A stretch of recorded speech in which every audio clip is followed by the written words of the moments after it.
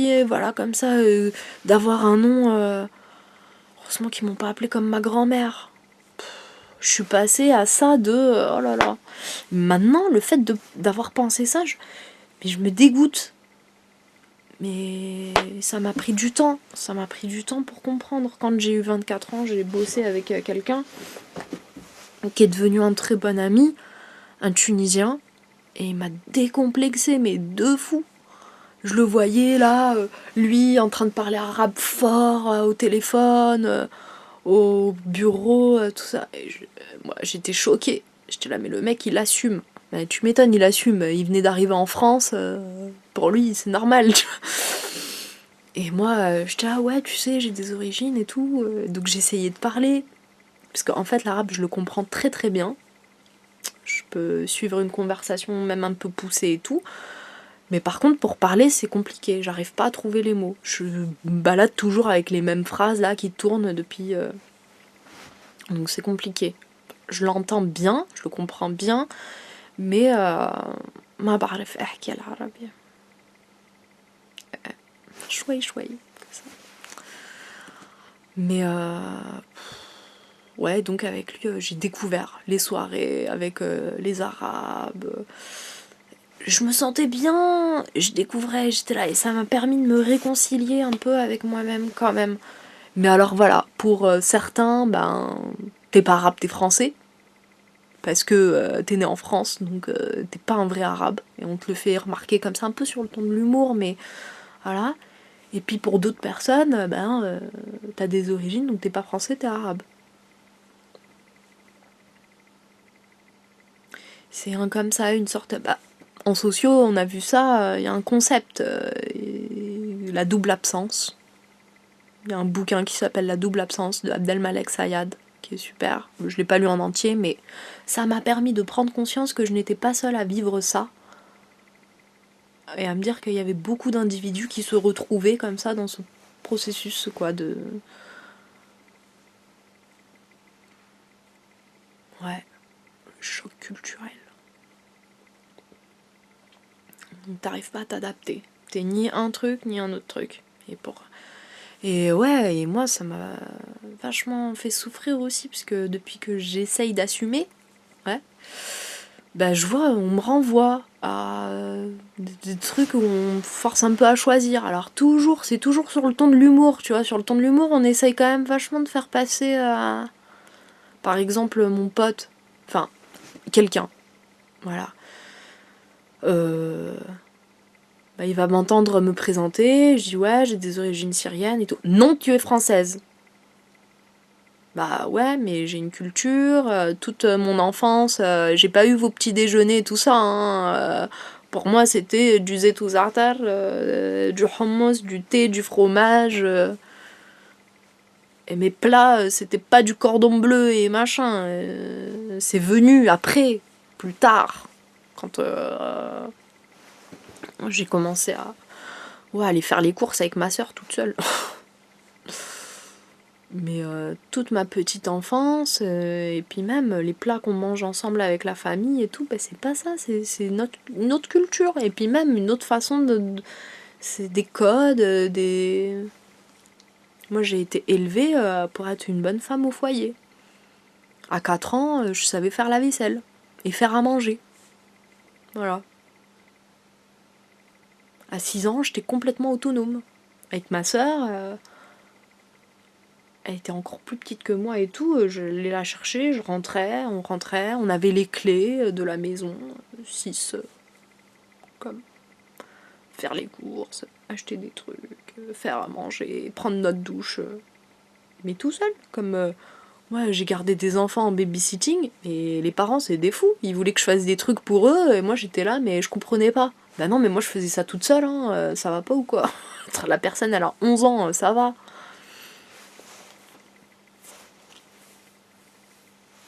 Ou tenir la main, ou des trucs comme ça. Et moi, j'avais l'impression en fait d'être une petite adulte. Tellement on m'a... Tellement les parents, ils étaient pas là aussi, c'est ça. Les parents, ils étaient pas là. Ils rentraient à 2-3 heures du matin. Parfois, ma mère, elle était pas là parce qu'elle gardait la vieille. Donc, j'ai compris ça avec les années. Mon père, en fait, on est venu en France pour ses études. On devait repartir, on n'est jamais reparti. Il devait finir sa thèse ici, faire sa thèse à Paris. Et comme un étudiant syrien qui a ramené sa femme, qui était beaucoup plus jeune qu'elle, ils ont fait des enfants, donc boulot. Donc en même temps que sa thèse, il avait 3 boulots. Il bossait à la poste, dans un hôtel la nuit, et il faisait les marchés le week-end, les puces de Montreuil. Ah bah purée, maintenant je comprends en fait que il était énervé, que il était injuste avec ma mère, avec moi, sur les nerfs, à passer ses nerfs comme ça, peut-être sur nous. Et tu m'étonnes. Les gens, c'est pas des super-héros quand même. Et puis aussi, moi, j'étais vachement dans la frustration et la colère en me disant de toute façon, mes parents, c'est des pauvres, ils sont arabes. En plus, c'est pas de bons parents, puisqu'ils sont jamais là. Et en plus, c'est pas de bons parents, parce qu'ils savent pas me donner de l'amour. Et on mangeait pas ensemble. Les fois où on mangeait ensemble, c'était pour les anniversaires et les Noëls. Sinon, avec ma soeur, on mangeait toutes les deux, toutes seules, puisqu'ils étaient pas à la maison. Et Et ouais, moi j'étais choquée quand j'allais chez les gens et que les gens ils mangeaient à table ensemble. J'étais choquée. Et que je voyais que ça existait dans la vraie vie et pas que dans Notre Belle Famille ou Une Nounou d'enfer ou tous les trucs que je voyais à la télé. Donc ouais, il y avait de la colère qui venait de là aussi quoi. Mais donc voilà. Maintenant je comprends des choses, mais quand t'es petit, c'est dur. C'est ouais. Ma mère regardait des enfants, et puis après elle gardait des personnes âgées, donc elle allait chez elle. Et parfois, elle rentrait pas sur plusieurs. Peut-être aussi c'était un refuge pour elle, je sais pas. Et heureusement qu'il y avait ma soeur, qu'on rigolait, et on faisait les 400 coups, on a retourné la baraque et failli mettre le feu plusieurs fois. Et on était petits quoi, c'est petite. Mais ouais. Donc voilà, dans le déni d'être moi, pauvre, arabe.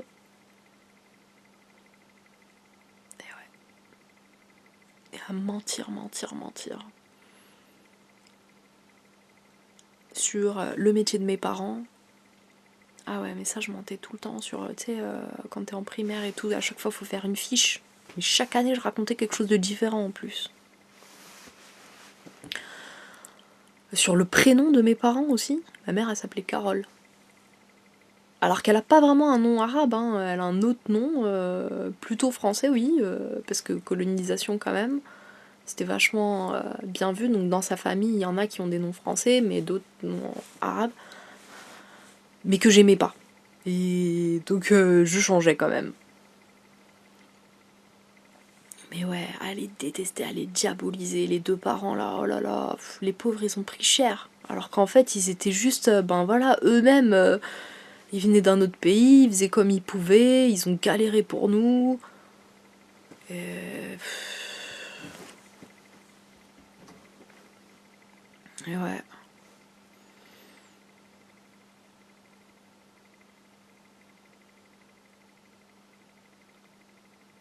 Et mon père, j'ai du respect pour lui quand même. Maintenant, c'est l'homme de ma vie, je l'adore, je l'aime.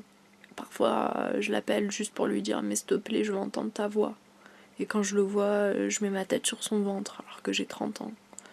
Mais parce que j'ai coupé les liens avec lui pendant presque 10 ans. Et maintenant que j'ai retrouvé... je profite quoi. Et d'ailleurs, c'est pour lui. C'est pour eux que j'ai décidé de partir de Paris et d'essayer de changer de vie. Et pour moi, vivre à la campagne, un autre mode de vie, c'est aussi pour leur offrir autre chose. Et pour moi, c'est la seule issue, en fait. se nourrir de la terre. C'est le seul moyen que je vois pour prendre soin de mes parents, sans que moi je pète un câble. Parce que je sais que je peux pas retrouver un boulot, genre être docile, accepter des choses, faire des heures pour un salaire, pour avoir des appartements tout minuscules. Ils m'en veulent d'avoir quitté Paris, je sais. Mais ils vont finir par comprendre pourquoi je fais ça. Je crois qu'ils commencent d'ailleurs. Ils commencent à être même un peu fiers. Mais toujours inquiets. Mais qu'est-ce qu'elle va faire? Avec quel argent? Mais le jour où j'aurai mon terrain et où je vais accomplir tout ce que je veux, je vais prendre mon père avec moi, je vais lui faire vivre une autre vie, un autre délire. Pas le tumulte parisien qui t'agresse de tous les côtés et que lui il subit parce que voilà, il a sa fierté d'homme, machin, et que c'est normal et tout. Mais je vais lui montrer que c'est possible. En plus, il a dû la vivre, cette vie, peut-être quand il était petit en Syrie. Mais ouais, voilà, rien que se baisser pour ramasser des courges et des patates. Lui parler, parce que il entend plus très bien. Genre à côté, là, dans ses oreilles, et lui dire ouais, comment ça va, machin. Et pas gueuler, genre hey, est-ce que tu m'entends? Non. Genre c'est normal que, en fait, tu deviennes complètement sourd. Dans une ville où t'as du bruit partout, tout le temps, tout le temps, tout le temps. Mais moi j'étais en choc quand je suis arrivée à la montagne. Et d'entendre le silence, ça m'a fait flipper, quoi. Ça m'a fait flipper de fou pendant un moment avant que je m'habitue. Mais c'est tellement reposant. Maintenant, dès que je vais à Paris, je pète un câble. Les odeurs, les produits chimiques. Tu rentres dans un magasin, ça pue, ça fout. Donc voilà, c'est pour ça que je pense tout le temps au SDF. Parce que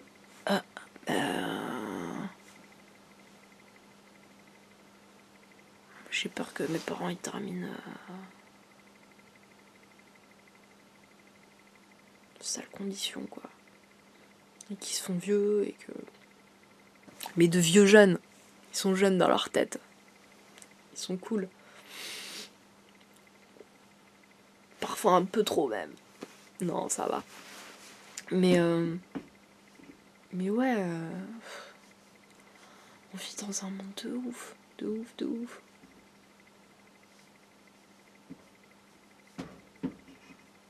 Et c'est vrai que faire de la sociologie, ça pourrait me démotiver encore plus en me disant que les dés sont jetés pour moi, je viens d'un certain milieu social, je vais pas réussir. En termes de probabilité, tu reproduis le schéma, ce que tu connais, c'est difficile. Je dis pas qu'un jeune de banlieue, il va pas réussir ses études, mais statistiquement, un jeune issu de l'immigration et qui vient d'un quartier populaire et dont les parents sont issus de catégories socio-professionnelles, je sais pas, soit des ouvriers ou des employés, ils ont quand même beaucoup, beaucoup, beaucoup moins de chances de finir leurs études que des enfants issus de quartiers plus favorisés, avec des parents cadres, sup, ou quoi. Enfin, c'est une réalité. Donc, mais je pense quand même que l'être humain, il n'est pas que des facteurs comme ça, et qu'on peut se dépasser, et machin, et il y a des cas. Mais ça reste des cas. Donc, mais moi, je veux atteindre mes rêves, poursuivre mes rêves, et pas me dire que je dois aller au bagne, parce que parfois je culpabilise, et je me dis mais Lou, mais qu'est-ce que tu fais? Mais va chercher un boulot à la con, gagne là 1100 € par mois, prends-toi un petit appart, ferme ta gueule, et c'est bon, c'est la vie, c'est comme ça, accepte.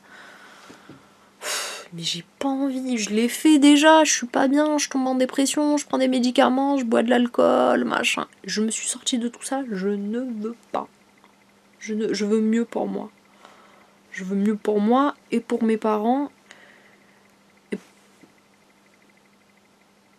parce que quelque part j'ai confiance et j'ai de l'espoir, et parce que quelque part je me dis que c'est en arrêtant d'accepter ce genre de situation qu'on nous impose finalement, qu'on peut essayer de changer de système social, économique, politique dans lequel on est là. Parce que tout ça, c'est que des représentations qui sont ancrées dans nos cerveaux, qu'on nous a imprimées. Genre, c'est comme ça et pas autrement. Il y a un modèle, il y a des règles à suivre, et voilà. Donc, marche droit, ferme ta gueule, tu prends ton salaire, celui que je te donne, et déjà, estime-toi heureux.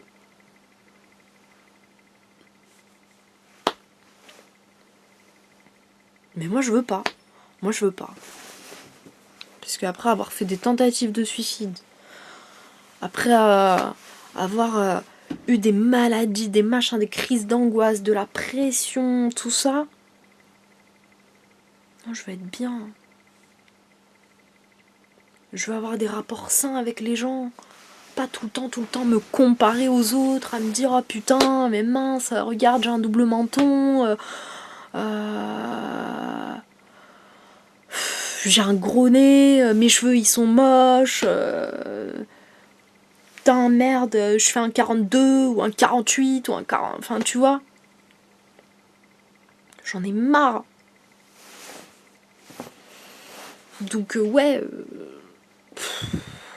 c'est me respecter en fait. C'est ça, c'est me respecter.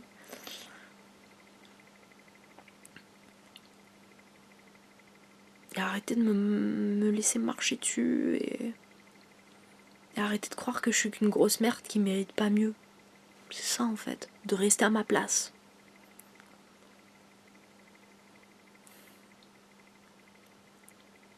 Et j'ai passé tellement d'années à essayer d'être quelqu'un d'autre pour avoir de la valeur aux yeux des gens. Franchement, ça me fout le vertige. Essayer de me dire, il faut que telle personne m'apprécie, machin. Et en fait, à classer les gens, moi aussi, du coup, quoi. À me dire, ouais, c'est avec eux que je dois traîner. J'étais une vraie psycho, en vrai. C'est ça, hein.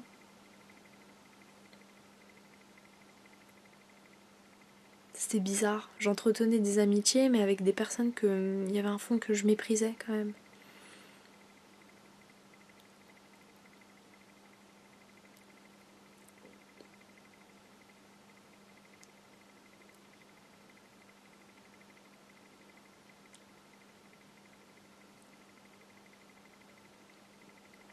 Parfois, on me racontait des trucs, et j'étais là, mais pourquoi il me raconte ça, lui? C'est ça, c'est le problème. Attends. Merde. Mais toujours à essayer de me calmer, de calmer mon mental et mes idées dans ma tête en me disant non, c'est plus grand quand même que ça. C'est le modèle dans lequel on se trouve qui façonne les gens. Donc en vrai, j'aime tout le monde. Peu importe qu'ils viennent de tel quartier ou tel quartier, je kiffe tout le monde. Parce que faut pas se leurrer, mais moi aussi, je viendrais d'une bonne famille, j'habiterais dans le 15e. Mes parents, ils auraient eu de l'argent pour me payer une école de dessin ou je sais pas quoi, mais j'aurais kiffé. Et donc je sais que je pense comme je pense parce que... voilà. Là, ma vie, c'est un sac à dos.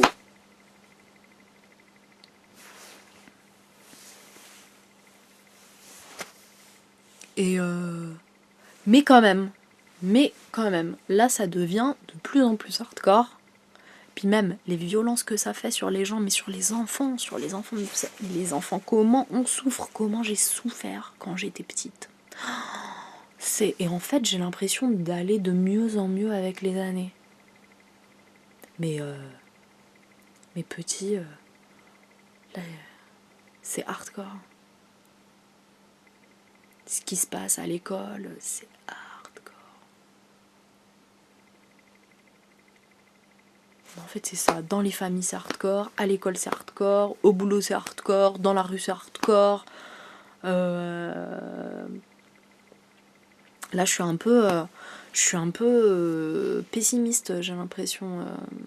Donc, il faut que je me souvienne que c'est pas une mauvaise chose de voir les choses comme ça. Hardcore, hardcore, hardcore, hardcore. Genre sale, violent, déprimant, machin. Non. C'est que avant cette colère, elle me déprimait. Et je pouvais plus sortir de mon lit pendant des jours.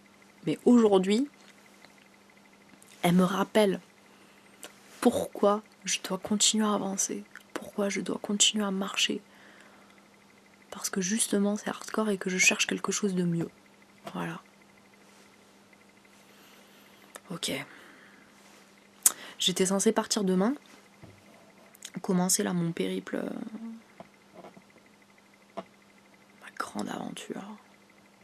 Demain. Samedi 12 janvier. Mais peut-être que je vais reporter à dimanche. Parce que je suis en train de faire un nettoyage du foie. Et en fait, aujourd'hui, il n'y a pas vraiment eu les effets. Donc je suis allée à la selle, aux toilettes, faire caca. Mais j'ai pas tout sorti, quoi. Enfin, c'est un peu compliqué. Parce que je suis constipée depuis que je suis enfant, petite. À force d'avoir peur de tout, de la violence. Parce que j'en ai vécu des violences. Hein.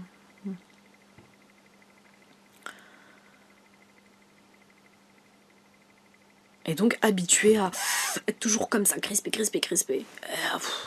Même si j'ai découvert le yoga à la fac, ça m'a pas complètement détendue. Donc j'espère que demain ça va faire effet et que dimanche je serai partie. Et puis si c'est pas dimanche, ce sera lundi. Puis si c'est pas lundi, ce sera mardi. Bon, voilà quoi. J'ai décidé de redescendre un peu et de pas me mettre la pression. Mais et de partir bien, pas dans l'urgence, et surtout de partir avec, de me sentir en forme et pas dans la peur. Parce que c'est vrai que là, ça fait plusieurs jours, même je me disais, samedi, je le sens pas. Il y a quelqu'un qui m'a dit, pourquoi tu partes pas dimanche ? Non, parce que, samedi, c'est jour de manif, il faut y être. Non, je dois me faire passer avant. Je suis la personne la plus importante de ce monde pour moi. Maintenant, il faut que j'arrête de faire passer les gens avant moi. C'est plus possible. C'est plus possible. De tout le temps me faire passer en dernier, ça y est. C'est fini. Et donc voilà. Et puis c'est en étant moi bien que je pourrais être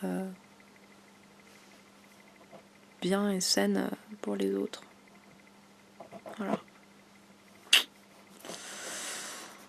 Bon ça m'a fait du bien de lâcher tout ça. Ouais. Donc c'est cool. J'ai entendu une émission à la radio qui parlait des gilets jaunes. En fait, c'était un enregistrement qu'on m'avait filé. Peut-être que je mettrai le lien. Et c'est super intéressant parce qu'à un moment, il y a quelqu'un qui dit, ce qui est génial avec ce mouvement, c'est que du jour au lendemain, des gens qui avaient une mauvaise estime d'eux-mêmes, qui avaient un manque de confiance, qui étaient dans la honte, du jour au lendemain, ils ont réussi à se sentir fiers.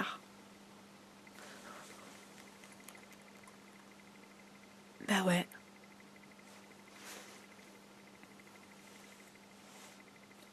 D'ailleurs, je me pose quelques questions là sur le mouvement. Voici mon gilet jaune.